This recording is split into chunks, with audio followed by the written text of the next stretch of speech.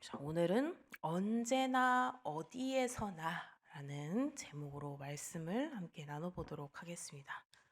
자, 오늘 말씀에서는 이제 바울이 에베소를 떠날 채비를 먼저 합니다. 그리고 바울이 떠날 채비를 하고 제자들을 불러서 먼저 권하죠. 그래서 권한 후에 이제 작별을 그들에게 이야기를 합니다.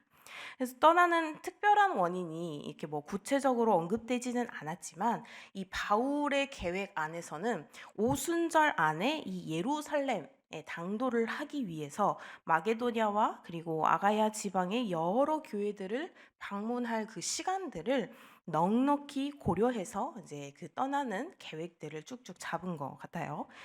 3년에 이제 예배소 사역을 마무리를 합니다. 마무리를 하고 이제 바울은 곧장 마게도냐로 향하게 됩니다.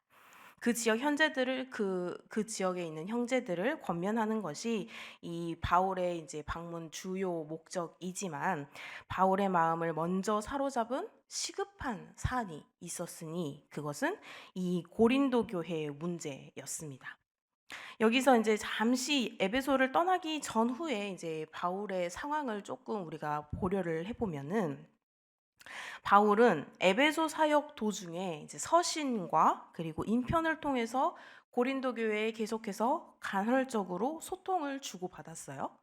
소통을 주고받으면서 이제 교회 안에 일어난 다양한 그런 문제들을 인지를 하고 또한 그 문제에 대해서 해결책을 주기 위해서 뭐 편지를 쓰기도 하고 인편으로 뭐 사람을 보내기도 하고 그런 상황이었습니다. 그 과정에서 이제 조금 안타깝게 이 두 번째 편지, 그러니까 고린도전서를 직접 전달한 디모데가 이야기를 하는 겁니다. 교회에 굉장히 지금 안 좋은 일들이 일어나고 있다라고 이야기를 하니까 이 고린도 교회와 이제 바울 사이 간에 갈등이 조금씩 일어나게 되는 거예요. 왜냐하면 고린도 교회는 자신들이 잘하고 있는 것 같았어요. 그런데 바울이 이거 이렇게 해보고 저거 저렇게 해봐라 하니까 이제 그게 너무 귀찮아지는 거죠. 아니, 우리는 우리끼리 잘하고 있는데 왜 자꾸 저기 멀리서까지 우리 교회에 간섭을 하는 거지? 라는 마음을 가지고 이제 점점 그들의 마음이 강팍해지면서 이제 거짓 사도가 또한 이제 그들에게 또 등장하기 시작한 거죠. 그래서 이 바울이 그런 고린도 교회를 너무 안타깝게 여기는 상황이었습니다. 그래서 이 고린도 교회에서는 바울이 이제 정말 '바울이 사도가 맞냐?' 이렇게 바울의 그런 권위를 의심하고 굉장히 바울의 이제 적대적인 분위기를 풍기는 그런 상황이었습니다. 그래서 바울은 이제 급하게 고린도를 방문을 해야 할 필요성을 느꼈죠. 그래서 그는 그 방문을 이제 근심 중에 계속해서 이루어진 이러한 방문으로 회고를 하게 됩니다. 고린도 방문을 이제 쭉 갔다가 고린도에서 이야기를 하고 권면을 하고 이제 고린도를 마치고 에베소로 다시 돌아온 바울은 이제 고린도 교회를 향해서 다시 이제 세 번째 편지를 보내죠. 이 세 번째 편지를 우리는 지금 우리들이 눈물의 편지라고 이야기를 하는 그런 편지입니다. 이 편지를 디도의 편에 이제 보내게 됩니다. 그 편지는 이제 그 교회의 거룩성을 훼손한 자의 징계, 이러한 이야기도 포함이 되어 있는 상황이에요. 고린도 교회와 관계가 이제 계속해서 더욱더 악화가 되겠죠. 그전에도 이제 "뭔데 왜 우리 교회에 간섭을 하냐?" 이랬는데 징계에 관한 내용을 또다시 편지로 보내니 이제 계속해서 바울과의 거리는 멀어져만 가고 있는 상황이었습니다. 그래서 이 고린도 교회와 이 바울의 관계가 더 악화되어서 파국으로 갈지 정말로 마지막까지 꽝 부딪힐지 아니면 잘 이게 회복이 되어서 정말 좋은 관계로 다시 남을 것인지 이거를 바울은 이제 디도를 보내놓고 초조한 마음으로 기다리고 있는 상황이었죠. 그래서 디도에게 이 고린도 교회가 다시 어떻게 바뀌었는지 나에게 이야기를 해주기를 기다리고 있는 상황이었습니다.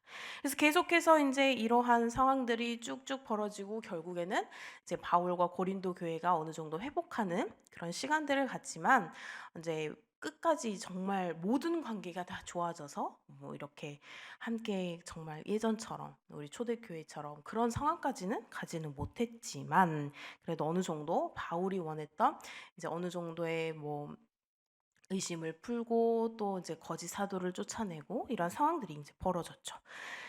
그런 상황에서 이제 쭉 넘어가서 우리가 오늘 말씀에서 보면은 청년 유두고가 나옵니다.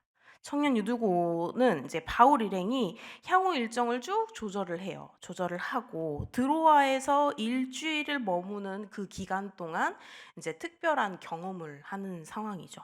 드로아를 떠나기 하루 전에 이제 그 주간의 첫날, 그러니까 바울의 일행이 함께 그 떡을 떼고 3층 다락방에서 이제 나누는 교제를 하는 그런 시간을 가졌어요. 그래서 그날 밤에 바울이 쭉 강론을 하죠. 강론을 하는데 이 강론이 아마 그냥 바울이 계속해서 말만 하고 이런 강론이 아니고 서로 이제 주고받는, 바울이 이제 어느 정도 이야기를 하면 이제 그를 듣는 많은 사람들이 함께 토론을 나눌 수 있는 뭐 그런 자리였던 것 같아요. 그래서 이 강론이 끝날 줄을 모르는 거죠. 이 열기가. 더군다나 밤에 했잖아요. 밤에 하고 다락방은 3층에서 다락방은 우리 보통 창문이 그렇게 크지 않거나 안 달려 있거나 이런 상황이죠. 근데 어두운 데에서 강론을 하려니 뭐 촛불 같은 거를 켰겠죠. 성도님들, 가두어진 이 아무것도 창문이 없는 그런 공간에서 많은 사람들과 또한 촛불을 켜고 있으면 어떻게 될까요? 점점 이 공기 중 이 뭐지? 공중에 있는 산소들이 점점 타들어가겠죠. 그러면서 점점 잠은 올 것이고, 점점 고개가 땅을 향할 것이고, 점점 기도를 하실 것이고, 그렇죠. 기도를 하시다가 혼자 끄덕끄덕도 하실 것이고, 그런 일들이 일어날 거예요. 근데 그 중에 한 명이 지금 이 청년 유두고가 그런 상황인 거죠.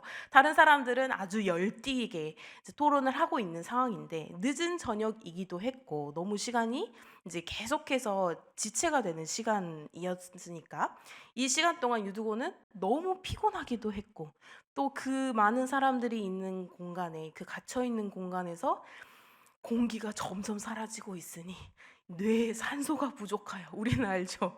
뇌에 산소가 부족하여 잠이 오는 상황. 그 상황에서 유두고, 청년 유두고가 이제 창문에 걸터 앉았다가 잠깐 깜빡 조는 그 사이 그 3층 높이에서 이제 떨어지게 되는 겁니다. 이 3층 높이가 뭐 못해도 한 5m 이상은 되겠죠. 높은 그런 곳에서 떨어지니 이 청년이 아마 머리부터 떨어진 것 같아요. 그래서 결국 이 유두고라는 청년이 죽임을 당합니다. 죽음을 당하죠. 그래서 많은 사람들이 토론을 하다가 분위기가 갑자기 쎄해지는 상황이 됐을 거예요. 유두고를 이제 가서 봅니다. 저 청년 떨어졌다고. 이제 내려가서 청년을 보는데 청년이 죽어 있어요. 여기에 있는 많은 사람들이 이제 거기에 대해서, 아니 우리가 바울의 이런 강론을 들으면서 이렇게 열심히 하는데 이 와중에 은혜는 받지는 못할 망정 지금 졸다가 떨어져서 죽는다니 이것이 도대체 무슨 상황인고 했을 거예요. 그래서 이제 분위기가 많이 찬물을 끼얹은 듯 슉 싸해졌을 것입니다. 그런데 그 와중에 이제 바울이 그 청년을 봅니다. 바울이 청년을 안고 바울이 그 청년에게 이제 다가가죠. 다가가서 이제 여기에서 자세하게 언급은 안 됐지만 이 유두고, 청년 유두고가 여기에서 살아남을 입습니다. 그런데 이게 바울이 한 일이 아니라 하나님께서 하신 일이라는 것을 여기에 있는 이 많은 사람들은 다들 깨닫는 상황인 거죠.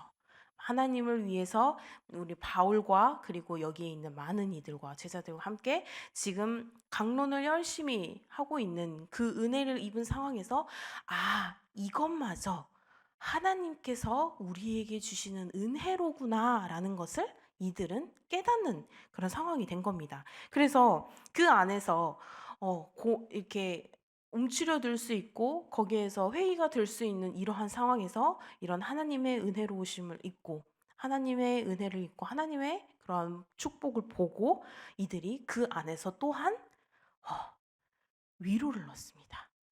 하나님께서 우리에게 이렇게 또 은혜를 베풀어 주시는구나. 하나님께서 또 우리에게 이렇게 은혜를 주시는구나. 근데 이 청년 유두고가 그 떨어져서 죽으면서 다시 살아난 이 날이 예수님께서 다시 부활하신 그 날과 동일한 날에 벌어진 그런 사건이었기에 이들은 더욱더 하나님께서 우리에게 은혜를 주시는 상황이구나 라는 것을 깨달을 수 있었던 것이죠. 그래서 이런 처음에는 끔찍한 사건으로 처음에는 시작을 했어요. 끔찍한 사건으로 시작을 했고 이 유두고가 결국은 죽었고 그랬는데 인제 하나님께서 하나님의 은혜로 이 청년이 다시 살아나는 것을 보고 이거에 굉장히 큰 위로를 받습니다. 그리고 모두 다시 다락방으로 올라가 다시 그 교제의 시간을 가지며 떡을 떼며 서로 나누고 이런 시간을 가지며 날이 새기까지 쭉 대화를 나누게 됩니다. 그래서 이런 끔찍한 사건에도 불구하고 놀라운 하나님의 은혜가 이 3층에 있는 그 다락방을 다시 한번 가득 채우게 되는 거죠. 그래서 그날 드로아의 예배는 이제 말씀 강론과 그리고 생생한 기적으로 하나님의 임재를 충만하게 맛보는 그런 기회가 다시 한번 되었으며 이것이 계속해서 날이 새도록 이 교제가 이루어졌습니다. 그래서 이 드로아를 떠날 때 바울은 이제 일행을 배에 태워서 아수로 보내고 이제 본인은 육로로 내려가 아수에서 합류하기로 하죠.